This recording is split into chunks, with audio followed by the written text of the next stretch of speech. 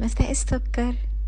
انا جايبه لكم احلى طاجن عكاوي ممكن تعملوه في البيت، فظيع وطعمه مظبوط جدا وبالعيش، والعيش بتاعه تحفه، بيتاكل بالعكاوي وبيبقى طعمه فظيع.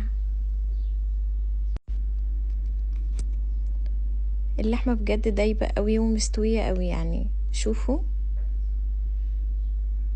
فظيعه بجد. اللي هيجربها بجد بطريقتي هتعجبه جدا. يلا بينا بقى نشوف الطريقه القمر دي.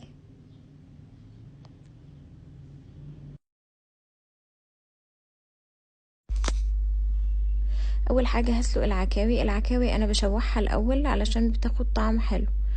بشوحها الاول مع الخضار ومع الحبهان وورق اللورة والفلفل الاسود، يعني بحط لها بصلتين كبار وطماطمايه وجزرايه واربع حبات حبهان وورقتين لورة ونص عود قرفة وفلفل اسود، وبشوحها كويس قوي على النار.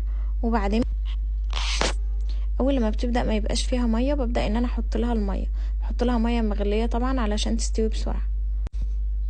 العكاوي بتاعتي هنا خلاص اتسلقت، هبدأ ان انا اعمل الخلطة اللي انا هحط فيها العكاوي في الطاجن. الخلطة بتاعتي بتكون عبارة عن 3 بصلات، بصلتين بقطعهم جوانح وبصلاية بقطعها مكعبات. على فكرة تقطيعة كل بصل، يعني اي بصل بيتقطع بطريقة معينة بيدي طعم مختلف، يعني تقطيعة المكعبات غير تقطيعة الجوانح غير التقطيعة المبشورة خالص، كل دوت وبيدي طعم مختلف، كل تقطيعة مختلفة وبتدي طعم مختلف.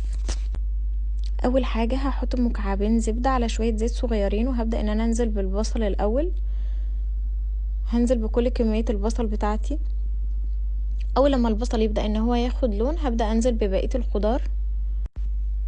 اول لما البصل يبدا يدبل عندي هبدا ان انا انزل بالخضار، اللي هو عباره عن نص فلفلايه حمراء ونص فلفلايه صفراء ونص قرن حامي. لو انتم مش حابين او مش حابينه حراق ممكن تحطوه فلفل اخضر عادي، مفيش مشكله. وطماطمايه متقطعه مكعبات، وبقطع كل الخضار ده مكعبات، وبعدين بسيبهم يتشوحوا مع بعض. واول لما يبداوا ان هما يدبلوا شويه ببدا انزل بالبهارات بتاعتي، اللي هي عباره عن معلقه صغيره توم باودر ومعلقه صغيره بصل باودر ونص معلقه صغيره بابريكا ومعلقه صغيره كزبره ناشفه ومرقه دجاج ورشه قرفه ورشه 7 بهارات ورشه فلفل اسود. بقلبهم كويس مع بعض. وعلى فكره الكزبره الناشفه هي اللي بتدي طعم مميز قوي للطاجن ده، يا ريت ما نستغناش عنها. وبنزل بطماطمتين مبشورين، واول لما الخليط بيبقى سميك معايا شويه بنزل بنص كوبايه من الشوربه وبسيبها تتسبك براحتها.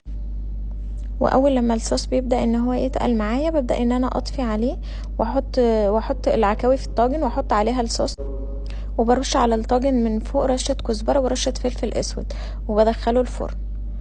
نيجي بقى للعيش اللي هيتحط على وش الطاجن. اول حاجه انا عندي هنا كوبايه دقيق وعليها معلقه صغيره من السكر ومعلقه صغيره من الخميره، وببدا ان انا اعجن بميه. هو بسيط جدا ما فيهوش اي حاجه، لو انتوا عايزين تضاعفوا الكميه ما فيش اي مشكله، بس انا كنت عامله طاجنين صغيرين.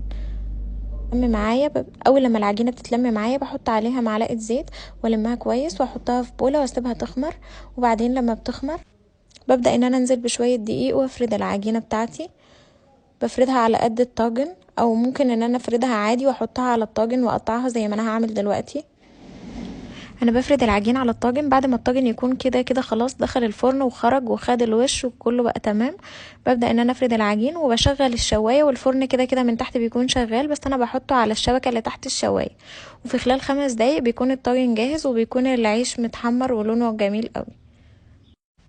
انا بدهن العيش من فوق بالزبدة وبرش عليه رشة حبة بركة، لو حابين ترشوا سمسم براحتكم، لو مش حابين حاجة خالص وحابين تدهنوه بالزبدة بس براحتكم، وهيكون لونه حلو برضو.